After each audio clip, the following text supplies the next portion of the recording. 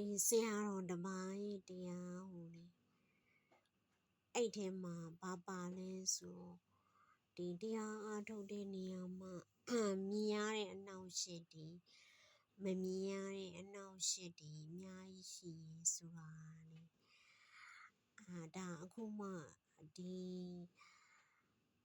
ကိုကြုံခဲ့တာနဲ့တိုက်ဆိုင်နေပေါ့နော်တို့ကိုဆိုရင်လေဒါကသူအစိမ့်တည်တည်ရမို့နော်ကားတိုက်ပြီးတော့တည်ရင်ခါကြောင့်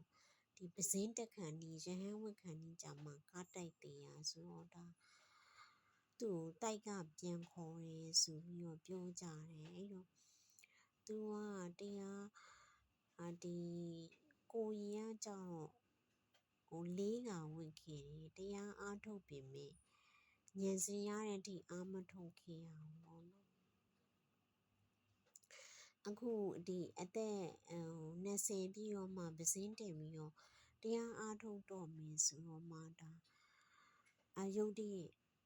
တည်ရဆိုတော့ဒါအတိုက်ကပြန်ခေါ်ရဲဆိုတာလေဖြစ်နိုင်တယ်ဒီတိုက်တို့ဘာလို့ကကြတော့လေတရားမလုပ်ရင်လေသူတို့ကမကြိုက်ဘူးပေါ့နော်ဒီကုသိုလ်ကောင်းမှုလုပ်ဖို့အတွက်လူပြည်ကိုလွတ်လိုက်တာပေါ့အဲ့လိုမျိုးဒါပေမဲ့ဟိုတရားတွေအားထုတ်ပြီးတော့ဒီမက်ဖို့နိဗ္ဗာန်ရသွားပြီသောတာပန်တဂရအရိယာဖြစ်သွားမှကြတော့လေသူတို့ကမကြိုက်ဘူးဘာလို့လဲဆိုတော့သူတို့စီကိုပြန်မလာတော့မှဆိုအဲ့လိုမျိုးမက်ဖို့နိဗ္ဗာန်အရိယာဖြစ်တော့မယ်တရားထုတရားမြင့်ရတော့မယ်ဆိုရင်လေတကယ်နှောက်ရှက်တာပေါ့နော်အဲ့ဒါမျိုးကလေဒါဆရာတော်ကလေသူ့ရဲ့အတွေ့အကြုံနဲ့တို့ရဲ့အတွေ့အကြုံနဲ့ရတယ်ဒါတိုက်ဆိုင်သွားတယ်ပေါ့နော်အခုကြောင်တော့မှဒါအဲ့ဒါတွေကကြောင်တော့ဘယ်လိုမျိုး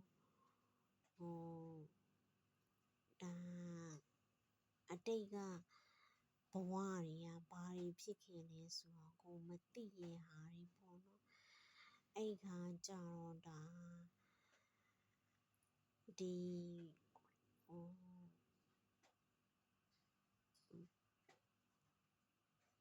တရားကကိုဆက်ပြီးတော့ဒါလေ့လာရအောင်မှာပေါ့နော်အားထုတ်ပါ